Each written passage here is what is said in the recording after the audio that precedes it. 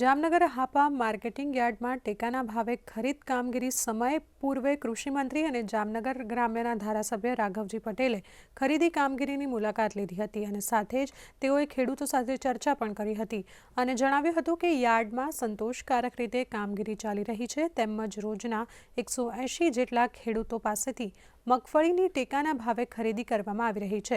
રાજ્ય સરકાર દ્વારા ખેડૂતોને યાર્ડમાં કોઈપણ પ્રકારની તકલીફ ન પડે તેનું પણ પૂરતું ધ્યાન રાખવામાં આવી રહ્યું છે।